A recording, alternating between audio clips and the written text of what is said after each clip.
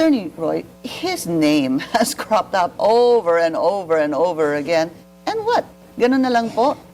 Hindi niya natanggap kasi kailangan personally padala sa kanya. Nasa abroad siya so hindi siya makakasagot. We don't want to do Zoom because I'm not gonna be beside him. Yes. But, ano, attorney? Ano, kaya pa? Tawag dyan, attorney, kakapalan na ng buka. Yan ho ang abogado nitong Zizaldico. Grabe, ang kapal ho ng pagmumukha nitong attorney na to. Interview ho niya dyan sa Billionaire News Channel ang ating pag-uusapan dito sa video na to. At papasadaan din ho natin na mabilisan itong statement nitong si John Vic Remulla. Kaugnay ho doon sa ipinakalat na fake news ng kanyang kapatid na si Boying Remulla na meron na daw ho di umanong warrant itong si Senator Bato de la Rosa galing ICC.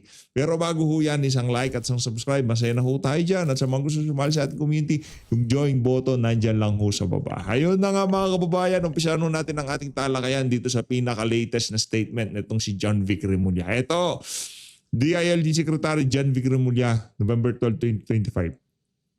Sa telepono lang kami, Ombudsman Boying Remulla, nagkausap. Ang sabi niya sa akin, nakuha niya ang electronic copy from a third source. So hindi po galing sa ICC but in form and function mukha siyang official. Mukha siyang official. Tapos galing third party. Anak ng toka. Yan ang problema dito sa mga tauhan nitong si Marcos Jr. Lahat to talaga gagawin nila. Hindi lang para guluhin ang usapan dito sa issue ng flood control. Para rin ho, bigyan ng hard time yung mga kaalyado nitong si dating Pangulong Rodrigo Duterte. Pantakin nyo, wala na nga jurisdiction. Nagsabi na ang Korte Suprema na yung ginawa kay dating Pangulong Rodrigo Duterte hindi na pwedeng ulitin. Pero meron pa rin ng ganitong klaseng statement nanggaling pa mismo sa ating ombudsman. Ito mga kababayan. But in form and function, mukha siyang warrant versus Bato official. Department of Interior and Local Government DILG Secretary John Vic Remulla on Wednesday said the copy of the alleged International Criminal Court arrest warrants against Senator Ronald Bato de la Rosa reportedly obtained by his brother Ombudsman Jesus Crispin Boying Remulla was from third source. Anak ng Petrang Garapata. Hearsay na hinersay pa, pambihira talaga. Walang nga talaga itong mga Remulla na to. Ito si problema kay Boying yung tipong may ma-press con lang siya, may masabi lang siya sa social media. Tawagin yung mga media, tawag media. May warrant na si Bato. Nung nagka-kuryentihan na, galing third source to. Pambihira, ilabas mo na. Diba? Pwede naman hindi ikaw maglabas. Ipalabas mo ito sa mga alipores nyo. O tapos biglang tatanungin ka, Ombudsman, ito ho ba yung kahalintulad ba na to na yung inyong warrant na hawak-hawak? Ang problema ho dito, baka wala ho talaga siyang hawak-hawak na warrant, nagbibida-bida lang ho talaga. In the interview in DCBB, the DILG chief refused to comment when asked how the Philippine National Police will implement a possible ICC arrest warrant against De La Rosa. He said authorities would wait first for an official copy of the order. Anak ng Petrang Garapata. Wala akong jurisdiction. Hindi ko tayo kasali. Pero pinag-aaralan pa rin itong mga walang yung aso na to ni Marcos Jr. kung paano tatrabahuhin itong si Senator Bato de la Rosa. Usara na natin ang mga korte natin. Lahat ng nahuhuli nating kriminal, pag-aralan natin kung paano natin may papadala dyan sa ICC. Si Trillanes, sa trabaho niya mula ngayon, nagsasampa ng kaso sa ICC at ang ICC naglalabas ng warrant of arrest laban sa mga Pilipino. Ganun na lang tayo. Diba? Si trabaho ni Trillanes, magsampa ng kaso, maglalabas ng warrant, ipadala sa ICC lahat ng kriminal sa Pilipinas. Pambihirang yan, anak ng toka. Wala ho talagang kwenta tong gobyerno na to kahit kailan. Pambihira, oo. Ngayon pagka nagrarally ang tao, nagagalit kayo. Pero puro kalokohan naman ang mga pinagagawa nyo. Dito na nga ho tayo kay Ma'am Pinky. Attorney, good to finally have you. Welcome to the show. Thanks for having me. Thank you for your time. Ito na ho si Boy Accent. Yayariin ho tayo nito sa accent niya. Akala niya ho siguro mapapaniwala tayo sa pa-accent niya. Namuti na lang ang buhok mo sa kakadepensa sa mga Langya ka, attorney ha. Namuti na lang ang buhok mo sa kakadepensa sa mga siraulo. Langyang yan. Pambira. Seryoso, Brad. Seryoso ka. Eh sige, ganito na lang. Kung naniniwala kang inosente ang kliyente mo, kumbinsin mo siyang umuwi ng Pilipinas. Di ba naniniwala ka kaya nga pinagtatanggol mo? Kung talaga naniniwala kang inosente ang sira, yung kliyente mo na, pauwi mo sa Pilipinas. Ako pa susundo sa kanya. Langyang yan. It's also the perfect opportunity today because Yan. Senate President pro tempore and now again ang nagbabalik na Senate Blue Ribbon Committee Chairman Senator Yan. Ping Lacson Yan. already said that he is planning to invite former Speaker Martin Romualdez, former Congressman Zaldico, your client, and 17 others who were actually mentioned in one of the hearings of the Senate by the Discayas as the ones who had some part or meron pong porsyento in the flood control scandal. Number one, would you advise him to actually come home, show up, attend? I don't think it's practicable at this time. It's too close. Si Rao, anak ng Petrang Karapata, okay ka lang? Okay ka lang? Nakita mo ba yun ng mga kababayan? Ayan ho, tignan nyo ang abogadong dumidepensa kay Zaldico para doon sa mga nasiraan ng gamit. Para doon sa mga kababayan nating nalubugan ng sasakyan, namatayan ng mahal sa buhay. Ito ho ang abogado na dumidepensa kay Zaldico. Wala lang, gusto ko lang pakita. Ano ba problema? I heard you say Friday ba? I heard it's Friday. Too close.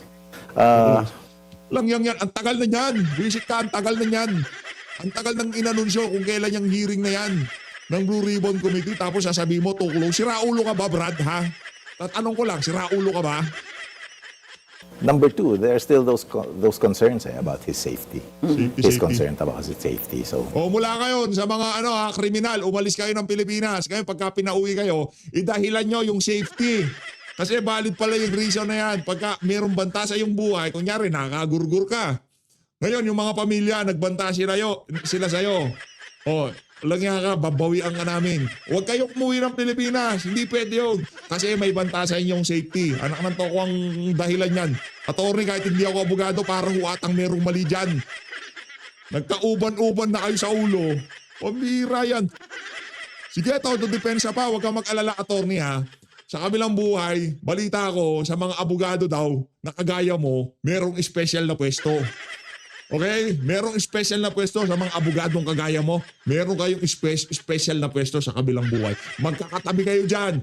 Marcos Jr., Zaldico, Martin Romualdez. Kayo ang magkakatabi sa kabilang buhay. Huwag ka mag-alala. might not be practicable. Diba, sinasabi, diba, mga masasamang tao, merong special na lugar sa kabilang buhay. Eh, yung mga abogadong kagaya ni attorney, balita ho natin, kung sakaling dumating yung panahon, ika nga, after 10,000 years, mali natin mabuhay ng ganung katagal yan si attorney, 10,000 years, meron daw special na lokasyon sa kabilang buhay, yung mga ganyang klaseng tao. Yung alam na nila na merong problema sa pinagtatanggol na nila, todo depensa pa rin. Doon sa bagay, bilyonaryo. Malay ba natin wala nang gustong tumanggap na abogado sa kanya at itong si attorney. Ganito kalaki ang aking asweldo. Diba? Malay natin. If you ask me, I wouldn't advise it at this time. If you ask me, Grabe, I would kapal na not. mukha ni attorney, no? Sa kabila ng napakalaking perwisyo yung ginawa ng kanyang kliyente sa sambayan ng Pilipino, hindi pa niya daw papayuhan na umuwi ng Pilipinas. Itong kanyang kliyente na si Zaldico. Kapal na mukha mo, attorney. Why?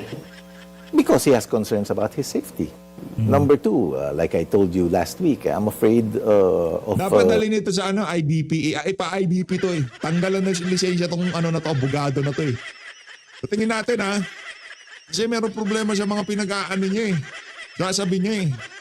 Anak ng toka, inosente kliyente mo, pero ayaw mo siyang padepensahan dito sa Pilipinas. Sige, pag uwi niya dito, mula ulo hanggang talampakan, naka-armored siya. vigilante violence. So, Ano siya, lalakad sa kalye? Ano siya, magko-commute? Brad, yung sasakyan ni Zaldico, marami hong mga armored car yan. Pagka sumakay sa doon, wala kahit bula mo naman kami. Diba? Binobola mo na kami, attorney. From what I've been seeing on TV, all these mob protests, it's so scary. So scary. When you say it's too close, why do you say it's too close? Friday? What do you mean Friday, by too it's- close? Too close for him to come back to the Philippines from wherever he is? Yeah, it's too close for him to prep and to confer with me, and I won't be here on Friday. Yeah. Di ba parang si Raulo tong abogado na to? Parang, di ko sinasabi ha. Ang tagal na ng announcement, kung talagang merong plano ang kliyente mo, dapat sinabihan mo na ng confer. Ano mas mahalaga pa sa iyong lakad mo kaysa doon sa kliyente mo na kung saan talagang binibira siya ng sambayan ng Pilipino? Kung talagang inosente ang kliyente mo, alam ko naman ang game plan nyo dyan eh. Huwag kang umuwi. Ako nang bahala dito. Pero huwag kang mag-alala. Di namin makakalimutan pagmumukha mo at pagmumukha ng kliyente mo. Ay, tatandaan namin. Yaan ang napakahusay na abogado na dumidepensa kay Elizalde ko. Di ba? Huwag mo natin kalimutan yan. What if it's via Zoom, sir? That would work, would work. but I would have concerns because then I wouldn't be seated beside him to advise him of his rights. And as you know, Eh, di bago pa lang ang mag-practice na kayo. Di ba ganyan kayo mga abogado? Meron kayong, tawag doon, mock trial? Nagpa-practice kayo? Eh, di mag-mock hearing kayong dalawa. Walang iya kayo. Sabihan mo na siya, bago pa ang hearing, kung ano yung mga karapatan niya, mga sagot niya, hindi niya pwede sagutin. Siya, ulo ka ba? Mag-mock hearing kayo, kayong dalawa. Kunyari, ikaw si Ping Lacson, tatanungin mo siya. Magaling ka naman na abogado, di ba? So, anticipated mo na kung anong itatanong sa kanya. Pero dahil merong problema yung pinagtatanggol mo, kahit ikaw di mo siya i-advise na dumalo sa mga pagdinig na kagaya ng Blue Ribbon. Kasi matatanggalan siya ng salawal. Tama, mali? you know yung Paano na lang pagka kinumpronta siya nitong si Master Sergeant Orly Gutesa? Sir, di ba dito sa araw na to pinadala niyo sa akin yung mga maleta? Ano siya sagot ng amo mo? Sinungaling. Sir, ito ho yung text messages niya sa akin, oh. limitations on technology, may time lag. Time lag. It would be difficult to nudge him and say, "Don't answer that." Swerte ka, attorney ako, hindi ako balahurang gumamit ng mga salita. Pero huwag kang mag-alala, marami pang vlogger na bababoy sa'yo. Maraming vlogger na babalahurain ka ng napakatindi. Tuloy-tuloy mo lang yung mga kabalbalan mo na yan. Sinasabi ko sa'yo, sisikat ka, bababa ka sa kasaysayan ng Pilipinas na abogado na dumipensa kay Elizalde ko. Palakpakan mo natin. Diba? Kung mag-alala, tatatak sa kasaysayan ng sambayan ng Pilipino, ang isa sa mga tinuturong mastermind nitong napakatinding korupsyon na to, ang nagtatanggol, ang si Attorney Rondain. Palakpakan. Ba? Matindi, di ba? Pagka napanalo mo yung kaso na yan, anak ng toka. Palagay ko kahit yung pinakamasamang tao sa buong mundo, hahanapin ka para ipagtanggol mo sila. Ibang level ka, brad eh. Di ba sa bagay, no? Yung mga bahay nyo naman pala nasa mga matataas na lugar. Pang mayaman, nasa mga exclusive na subdivision. Kaya yung nararamdaman ng mga ordinaryong Pilipino, hindi mo ramdam. Kaya ganun-ganun na lamang. Alam ko, sinumpaan mo tungkulin yan. Pero Brad, merong mga abogado na hindi tumatanggap ng drug cases. Merong mga abogado na hindi tumatanggap ng mga ganitong klaseng kaso dahil alam nila problematic at lifeless na yan sa kanilang prinsipyo. Pero itong si attorney, parang wala ho siya noon. Basta maraming pera, okay sa kanya. That I want to tell you something. Technological limitations. Okay, so basically, Huwag mo akong gagawin. Huwag mo sabihin yung technological limitation. Baka technological limitation kita dyan. Walang you're nga ka. saying that you wouldn't even advise him, number one, you wouldn't advise him to actually show up or appear via Zoom.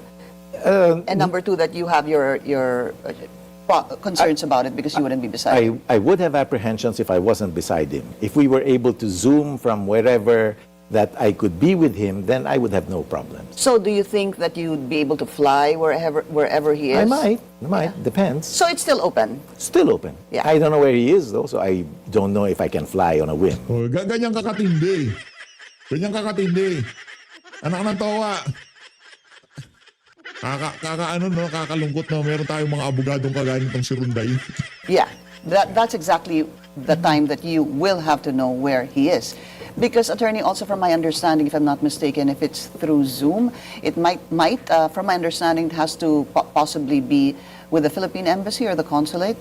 Well, depends on what the rules are. If it were a deposition or something under oath, yes. Someone would have to administer an oath and it would be the Yung unang video ho natin kanina, yung kay Atty. Rowena Gonzon, kalma tayo eh. Kasi alam natin, darating tong, kagabi pa tong video na to eh. Ramdam ho natin na darating tong punto na to na kailangan ho natin mag-all out dito sa abogado na to eh. Meron ho talagang mali dito sa abogado na to. Pambihira. Ganyan ho ba lahat ng abogado? Basta maraming pera, okay lang. Walang prinsipyo. Wala nang lihis sa akin pinaglalaban yan. Oo, dapat kong ipagtanggol. Pero pwede naman akong humindi. Kasi ano na yan, di na pwede yan eh, di ba? Brad, ang tinuturo, isa sa mga mastermind, ha? Remind lang kita. Hindi ho ito simpleng corruption. Ito ho ang pinakamalaking corruption sa kasaysayan ng Pilipinas. Ha? Matindi ho kas trilyon ito. At yung pangungurakot dito, hindi ho kagaya noong fertilizer scam, yung ano ba to, yung mga classroom scam, di ba? Malalaho yung mga yon. Hindi ho natin sinasabing okay lang yung mga corruption. Hindi, malala din yung mga yon. Pero ito, ibang klase ho ito. Kasi ang issue ho dito, yung safety ng ating mga kababayan. Yung protection sa kanilang mga ari-arian. Yun ang at saka itong pinag-uusapan dito ika nga taon ng binilang sa pagiging appropriation chairperson ng pinagtatanggol mo, attorney. Baka nakalimutan mo ha. Siya yung pinakasiga na congressman noong nandiyan pa siya sa House of Representatives. Last 23, 24, 25. Siya ang siga dyan. Kung anong gusto ni Zaldico para siyang speaker. Remind lang kita, baka nakakalimutan mo.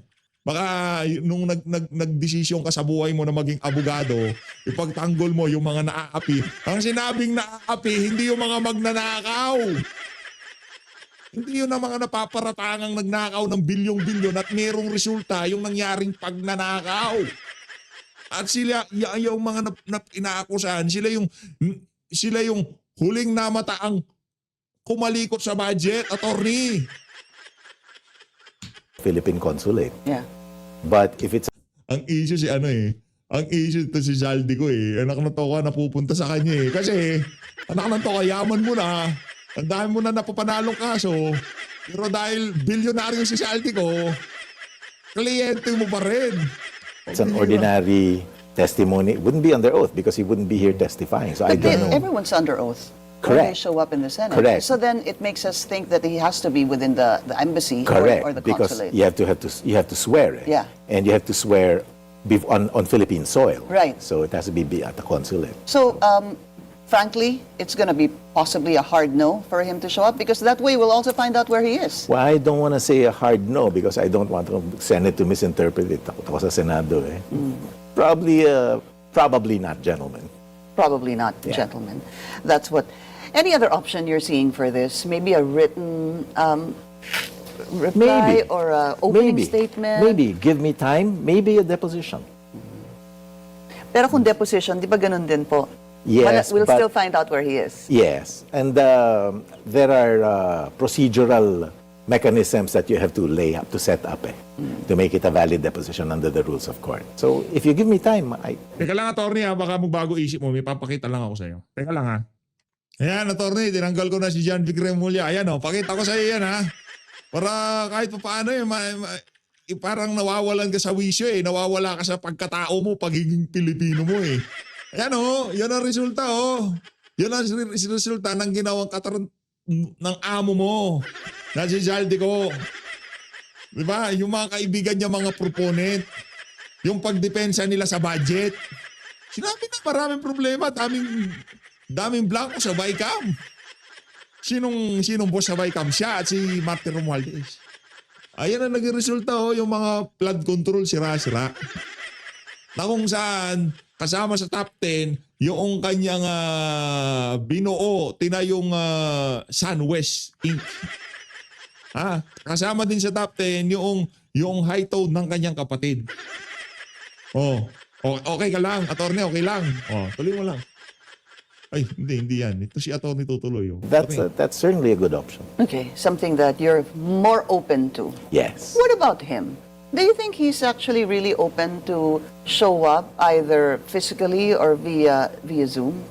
Physically, no at this time. Zoom, I see why. Well, Grabe, no? Imbis na, di ba, abogado ka, innocent yung, mayroon kang ebidensya, di ba? Ako, abogado ni Zaldico. Halimbawa, PH update.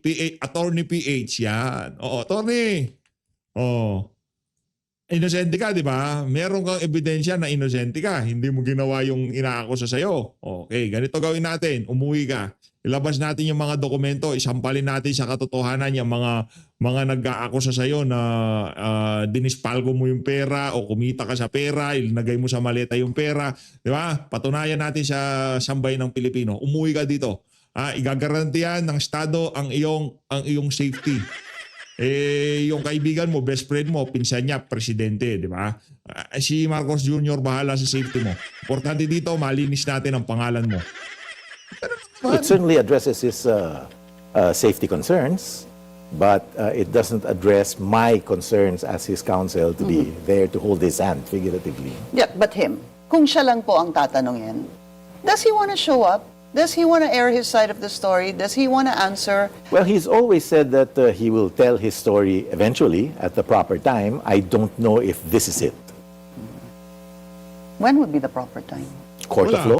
Pagkapatay na lahat ng Pilipino, pagka gumunaw na mundo, doon yung perfect time ni Zaldico. Anong perfect time? Kahit anong tawag dito? Kahit anong version pa ng istorya, sigurado may tama ka. Hindi mo pwedeng sabihin lahat na kasalanan niya ni Martin Romualdez. Hindi yung ganon. Pero alam mo na istorya. Isa ka lang naman sa mga ika nga bataan ni Martin. Isa ka sa mga tauhan. Di ba? Isa nga nag-appoint siya. Ibig sabihin tauhan ka. Ngayon, yung istorya niya na hindi ako ang mastermind dyan, pero may pananagutan may pananagutan eh. Alam mo, Brad, may problema sa kliyente mo kaya ayaw mong pauwiin. Yun lang yun. Oh? Once a case is filed against him. Yeah? Or if he testifies in another case, it's not something that Or I've if he thought about hard. testifies on another case, what Yes. exactly do you mean by that? If he's called to testify in a case in which he's not an accused or a respondent, that's a possibility. All these are possibilities. I'm not thinking in terms of probabilities. I'm just thinking that what you said, if he is asked to appear where he is not an accused, I'm Sure. just wondering where Can be a where civil that would case. be. Can be a civil case. It Okay. doesn't have to be a criminal case in which he's an accused or respondent. All It right. can be someone else's trial. But I guess what are the steps that could happen if he doesn't show up? Number one is he doesn't receive the invitation, but Yes. possibly they might pass it through you. Is something I you're willing read- to accept? No, I read the rules of the Senate, unless they've changed the version that I read, and my read is that they have to serve the subpoena on him personally, just like the rules of court. You have to serve a subpoena hand to hand. In the residence, somebody has to accept it. No, it has to be him. I see. It has to be hand to hand, just like a summons, because otherwise you can't be charged with disobeying it if you have no direct notice. But how does that work if everybody knows he's abroad? Exactly my point. You can't arrest someone. This is my read. Again, I don't want to disrespect the Senate. I don't want to... Ayaw niyang madeklara, ma-cite in contempt itong si Zaldico. Okay. preempt them. You can't subpoena someone who you know isn't here because you can't compel him to come home anyway, to appear anyway. Yeah, so that's actually what I wanted to find out. Pwede ho ba yun that he is given a subpoena?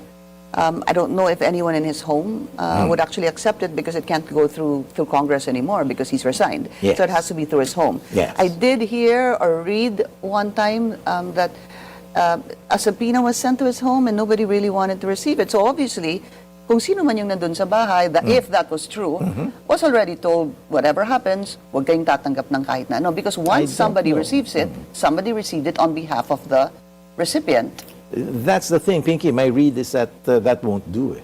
Because under the Senate rules, again, if it hasn't been amended, it has to be to his hand delivered.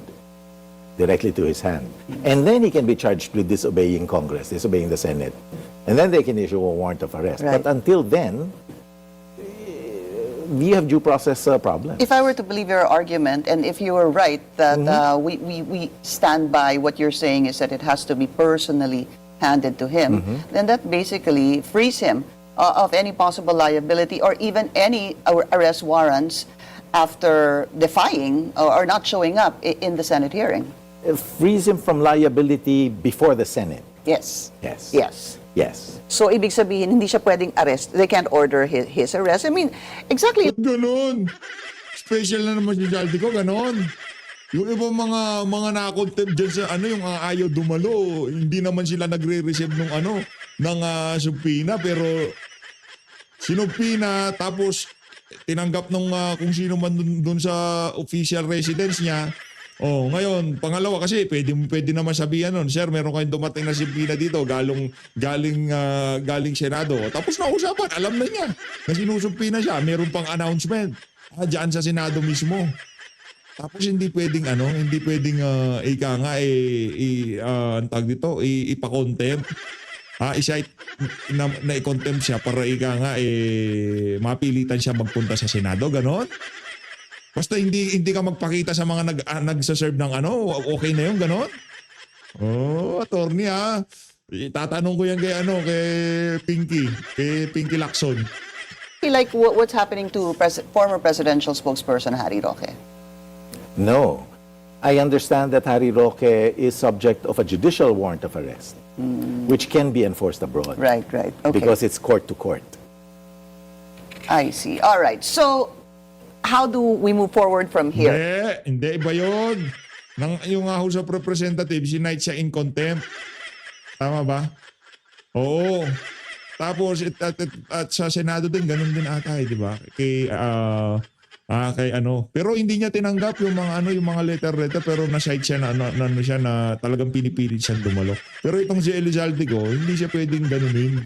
Hanggat hindi siya ang personal na tumatanggap doon sa subpoenang ipapadala sa kanya. Ibang klase din to sa attorney. Merong rin ho siya, ala Boy Remulla. Di ba? Let's bend the rules. Now, if there is a hearing, let me repeat that. There is a hearing on Friday, according to Senator Ping Lacson. We don't know how many will actually appear. It will be sent through the Speaker for interparliamentary courtesy, etc. Paggalang sa bawat both houses of Congress. We don't know who's actually going to show up. Attorney Roy, his name has cropped up over and over and over again. And what? Ganun na lang po.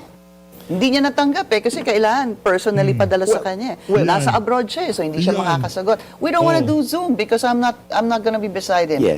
But attorney, kaya pa. Ang tawag diyan, attorney, kakapalan na ng buka. Ang tawag diyan, attorney, kahit alam mo na mayroong problema, todo depensa pa, di ba? Tama, palakpakan natin to si Ma'am Pinky Webb. Pambihira talaga, oo.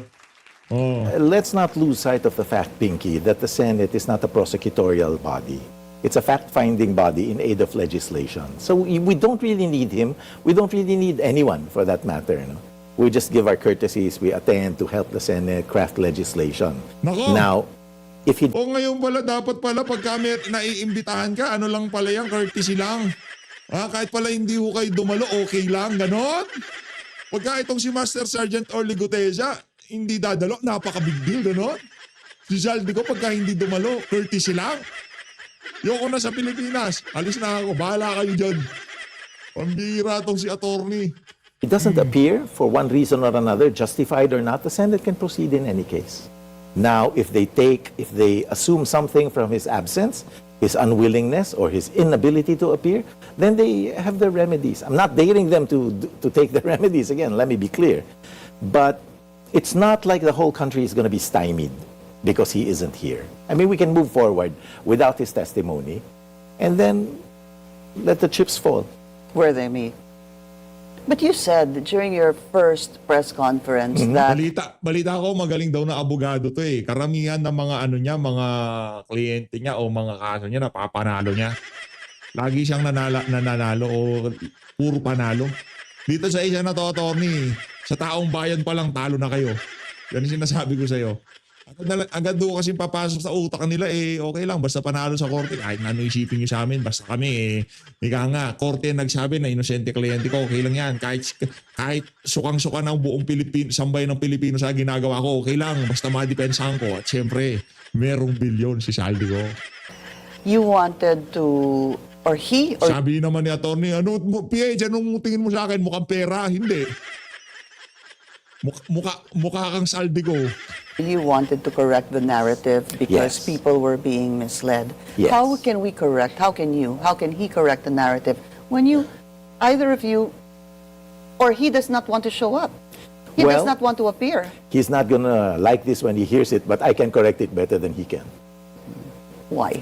Legalistic eh. We're on legal grounds eh. And I like to think that I'm more articulate than he is. Yeah, possibly so. Yeah. Okay, so it's all just going to come from you when the narrative is so skewed. Yeah. So to straighten it, to not mislead the people, Yeah. people will have to Yeah. be asking you Sure. all these questions Sure, because- related to Zaldico. Because we're discussing an issue and we're treading a narrow path, no? It doesn't have to be a precise path. We'll wait for that precision when we go to court. In the meantime, here's where we are. You're saying this, I'm saying this. You know, we have some leeway either way on both sides. Eh? And when a case is filed, if a case is filed, then we go to the precise details. So while he's not here, while he's not speaking, and I'm not allowing him to speak, by the way, because anything he can say will be used against him. So that's clear. You're not Yeah. allowing him to speak. Yeah, yeah. Certainly not in public outside of a judicial context. You're not even allowing him to speak to any media personalities. What do you think will happen if he speaks to the media unaided by me or his other lawyers? So- Dangerous eh. Yeah. So no. Dangerous. Again, No. that Ganun na lamang ho ang pagprotektahan itong si attorney sa kanyang kliyente ni Saldico kasi meron siyang bilyon. answer would be no. And just to That's- be Pero kung walang bilyon na pambayad si Saldico, ang Petrong Corpata, bakit didepensa ni attorney, di ba? Oh. Magkano kaya bayad ni Saldico bawat consultation niya dito kay attorney, no? Bawat meeting ho siguro naman. Kaya bayad ni Saldico, no? Isang maleta kaya na Rimowa?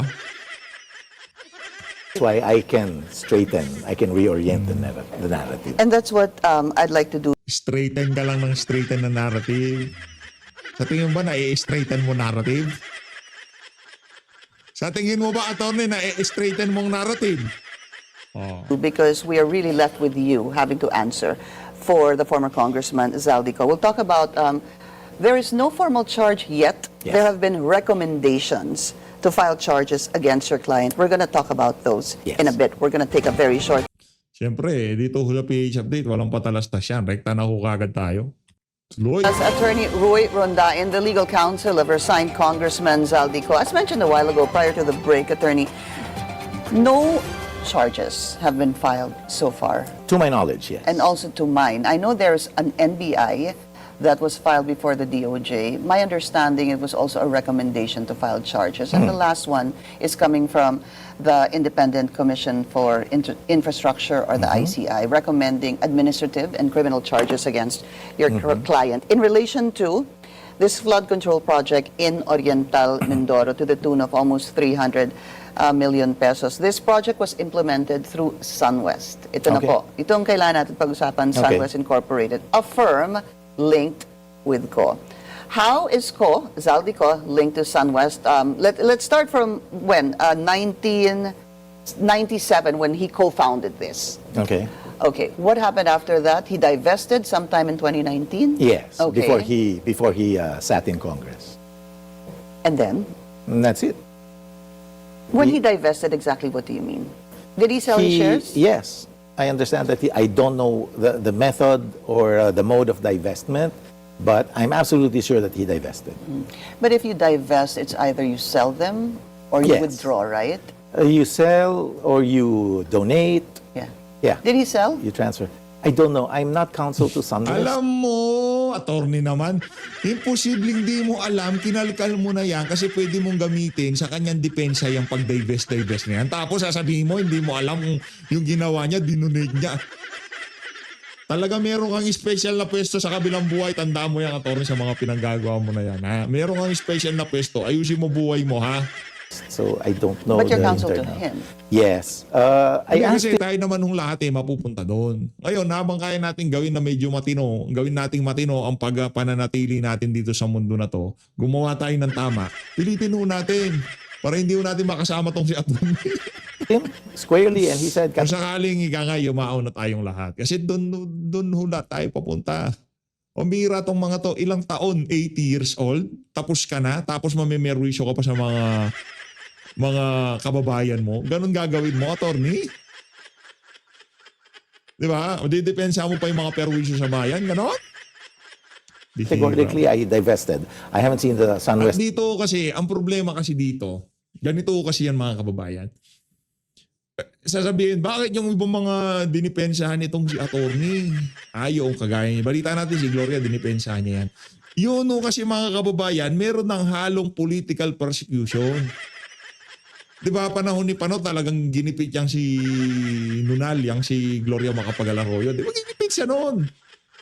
Kaso pagkatapos na ng termino niya yun, hindi na siya presidente. Meron talagang pamumulitik ang nangyayari. Pero dito, Brad, hindi pa nagpapalit ang administrasyon. Yung bantot ng kliyente mo naglalabasan na. At kung makadepensa ka, anak ng Petra, wala.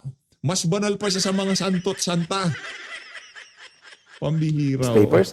I did see his 2019 SALN, and the SALN does not indicate that he owns stock in some. Nakita niya yung SALN ng 2019, kumislap yung mata niya. 4 billion pesos. Gumanito yung mata niya, nag-star. When he submitted his SALN Yes, for in 2019. 2019. Before he so, sat. so 2019. Good enough for me. Yeah, 2019, he became a congressman. He divested from SunWest, and then you didn't see it in his SALN. How Yes. much is he worth in 2019? 4 billion? 4.1 billion. 4.1 billion. And you said, ganun na po siya kayaman in 2019. Mas Yeah. mayaman pa siya sa mga Villar. Yeah, well, Cynthia. Yeah, o nga, hindi natin po. Senator Cynthia Villar. Yeah. So, it's Or Manny Pacquiao. Or Manny Pacquiao, Yes. right. It's important to find out. Di ba? Wala ho siyang real estate business, wala ho siyang boxing career, mayaman pa siya kay Cynthia Villar at mayaman pa siya kay Manny Pacquiao. Palakpakan natin si Zaldico. Kasi hindi ko kayo yayaman ng ganyan sa malinis na paraan na hindi malalaman ng sambayanan. Yan ang sigurado natin dyan.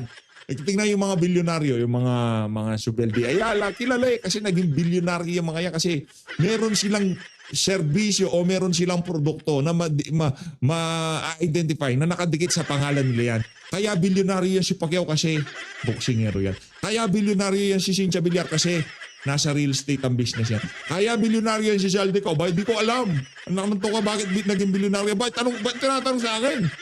Wala man akong binibiling produkto niyan. Wala man akong napapanood na boxing yan. Bakit siya naging bilyonaryo? Boy, di ko alam. How he divested and actually how much he made from this. Couldn't answer you, Pinky. I don't know. But isn't it important? Because he's linked to it. And some people will always just say, nag-divest. Alam naman natin yung divest, medyo hindi katotohanan yan. I can't control what people want to believe. The law is if you divest, you're not an owner. If it was a fraudulent divestment or it was simulated, that's another matter. But I can't defend against all possibilities and against all accusations. If people don't like the corporation code, then they should lobby their congresswoman to amend the corporation code. True. Because that's what people are saying about the aircraft. Diba? I was asked, they said, na cover lang yan eh. It's so easy. It's a convenient excuse for saying that he doesn't own any aircraft. That's not my fiction. That's a fiction created by law, by the corporation code. If you don't like it, Change it. change Amend the it. corporation code. Kaya nga darating tayo dyan, pauwiin mo muna yung kliyente mo. Darating tayo dyan sa corporation code na yan. Pero unahin na muna natin, pauwiin mo yung attorney mo, yung kliyente mo. Amend the But corporation you do code. agree that somebody can pretend to divest and that person Sure. really didn't divest. Sure. That's Yeah. why it's good to find out really Yun ang ginawa ng kliyente mo, di ba? if he divested or not. He did. Whether or not you believe me is another matter. And do you believe him? Yes, of Why? course. When you didn't see any papers? He had no reason to. Kasi meron siyang 4 billion. Ito naman si Ma'am Pinky. Bakit niya pinapaniwalaan kahit walang dokumento na nag-divest siya o kung ano pa man? Kasi meron siyang 4 billion. Yung 4 billion, sapat na ebidensya na yun para paniwalaan sa ni attorney. Ano ba? Lie. Because this happened in 2019. And again, someone said, I don't take credit for this. You'd be a fool to include dirty money in your salin. Diba? So if he says, I divested all my... Paano yung dirty kung pinadaan niya doon? Paano kung nalinis na yung mga dirty at pinalabas niya na nagaling doon sa malinis? Oo naman. Anak ng toko. Paano mapipresenta yung sarili mo na talagang meron kang bitaw dyan sa House of Representatives kung yung salin mo ganun lang? Hindi pwede yung. Hindi ka magiging approacher kung yung ganun lang yung salin mo. assets declared in my salin are clean, you'd have to believe the Totoo guy. yan. Because he'd be foolish Joke only naman yan. otherwise. Do you believe politicians sell ends? For the most part, yes. You do. I believe Kailangan it eh. is. Okay. Kailangan niyang paniwalaan yung salin ng kanyang kliyente. Ako tayo tatanungin, salin, kababuyan, kabalbalin niya salin na yan. Di tayo maniniwala kahit kailan dyan sa salin na yan. Sino nagsabi? Mismong itong nasirang si dating Senator Miriam Defensor Santiago. Alam natin lahat kung paano paikutan niya salin na yan. Kaya kung pinaniniwalaan niya ni attorney, siyempre mayroong 4 billion si saldi ko. I don't believe everyone else's I've seen recently. All right. So let's talk about still him. Let's pursue that point, SunWest. For the sake of, well, of course, you telling us that, and he did. He's saying that he divested. He told you he divested. Of course, you believe he divested. Before this whole thing blew up, incidentally. So let's look at the numbers. Here's how we connect that. Okay. He became House Appropriations Committee Chairman in 2022. Okay? Okay? So, Yes, naging sounds about congressman right. po siya ng 2019, 2020, 2021, nanalo ulit siya ng 2022, 2023, 2024, 2025. Yes. Rough estimate, in 2019, SunWest's contracts were about 5 billion. Okay. In 2020, about 4 billion. Okay. Hindi pa po siya House Appropriations, pero Yes. congressman na po siya. 2021, 4 billion. Yeah. You know, in 2022, if these numbers I'm are... taking your word for it. I'm not conceding. Yeah. So, 16 billion pesos in contracts for SunWest when Okay. he was Appropriations Committee Chair. Good company. From 4 billion, that increased to 16 billion. How much is that? 400% Fourfold. increase? Yeah. 2023, 17 billion. And then in 2024, 19 billion. Yun po yung numbers na lumalabas. That's why he is being asked exactly what did you do? Where were you a proponent? Ano ba ang in-insert mo sa BICAM? These are the things he needs to answer. Can you answer that for us, Attorney? Not tonight. I can get back to you. I didn't know you were going to ask Ang me that. ginagawa mo dyan? Ang ginagawa mo dyan? Alam mo naman tatanong sa iyo yan, abogado ka eh. Hindi ka ba Hindi ka ba mock interview? Nag-practice sa interview nitong itong si Pinky Web? Uwi ka na nga. Nagyan ka, walang kwenta yung mga... And here I go again, lawyer speak. Not relevant to me at the time before this interview. So, I could, but I'm curious. Don't the congressional records reflect that, though? well, yeah, I can actually show you the last one in 2025 because I searched for this as well. It appears that in 2025, just the budget last year, let's look at that. For Kasi this year, that is, for 25. He, Wasn't that suspended, though? no, 50%? no. As Appropriations Chair, Okay. there was a file that Congressman Suarez had given to Congressman Toby Tiangco because the President then had asked the Congressman to look into the budget. Okay. So, further on, he gave the budget with a proponent. Nakasulat po kasi doon yung mga proponent. Okay. And it appears from that file, COL listed to have 13 billion in listing him as a proponent in the Okay. 2025 budget. Attorney Rui, Okay. you are Appropriations Committee Chairman, and you are a proponent for 13 billion pesos in areas such as Abra, Occidental Mindoro, Oriental Mindoro, Bukidnon, etc. Was he the only one, Pinky? Siya po nakasulat na proponent. No, I mean, was he the only proponent in any other project? I checked his. His is the one I checked Okay, because he but was Appropriations okay. Committee Chair. I can't debate that now because you might be right if it's an official record. But my next question is: were there other proponents for other projects? If they come up, we'll look into it, or Yeah. maybe we can Yeah. also look into it. Yeah. But let's talk about him. Yeah. The mere fact that you're a Committee on Appropriations chairman, and you have with you, you're a proponent for 13 billion pesos. And sir, you are supposed to be known to have links with the SunWest, and a lot of the contracts were cornered also by SunWest. I mean, even in the president's isumbong mo sa Pangulo, SunWest was what, number 8 among the top 10 contractors, sir? I don't know. Does it take a genius to kind of like itahi-tahi po yun?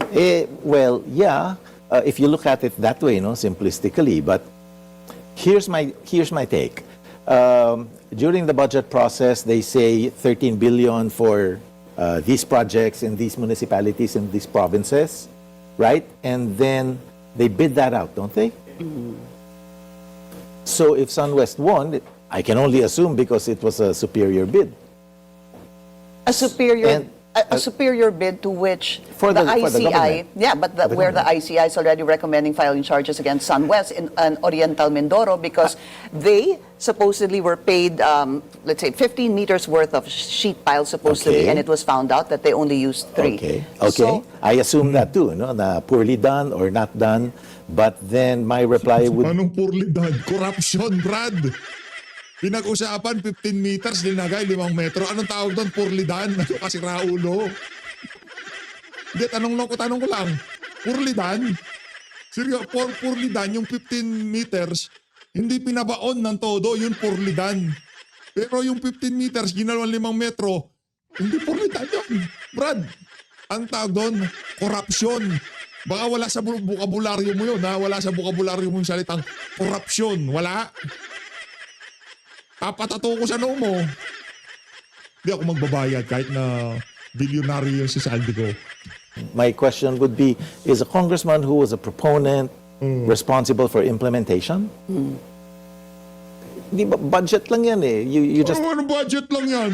Yung proponent daw, partida nga, ganito nga, ang pinag-uusapan dito, yung proponent, silang pumipili ng contractor, silang pumipili ng district engineer. Yun ang issue. Huwag mo kaming paikot-ikotin dito, Brad, di mo kami mapapaikot. Kung sa kung yung korte, yung mga huwes na hahawak dyan sa kaso na yan, pwede nyo ipakita yung salin ni Saldico na meron siyang 4 billion. Sa amin, kahit ano pang ipakita nyo, dahil alam naman natin, medyo questionable kung saan manggaling yung billion na yan, hindi nyo kami mabububola dyan, attorney. allot it. Di ba, after that, you give it to the executive for implementation and then they give it to whatever to make sure that it is implemented.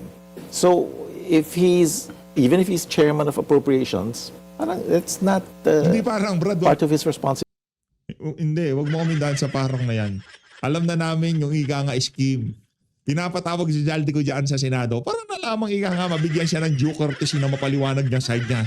Pero malinaw na sa sambayan ng Pilipino kung anong klaseng pagnanakaw ang ginawa nila dito sa mga 23, 24, 25 budget. As always, maraming salamat po sa pagsuporta sa PH Update. Hindi na ho ako makahinga dito sa mga kabalbalan ni attorney ng abogado ni Elizalde ko. At sigurado ko ngayong mga panahon na to, naka-ready na yung mga inyong mga gamot sa inyong mga high blood. Diba? Pambihira, oo. Yung mga hindi, meron naman ho kasing issue na dapat pagtawanan. Merong issue na dapat nga, smile ka lang. Yung tipong, wag mo seryosohin yan. Joke-joke lang yan eh. Pero dito ho, pinag-uusapan na natin. Ito na yung ito na yung, hindi pa to yung final boss eh. Yung mga naglalaro dyan, alam nila. Bago final boss, merong isang boss. O merong mga tauhan yan. Yan mo na gugurgurin mo bago ka mapunta sa final boss. Kaya ang gusto ko nitong final boss na to, hanggang doon ka lang. Hindi natin matapos tong laro na to. Hindi, tatapusin natin to sa ayaw at sa gusto nyo. Maraming salamat to sa pag-support sa PH Update. Mag-ingat to kayong lahat. Mali natin Pilipinas. Langya kayo ha.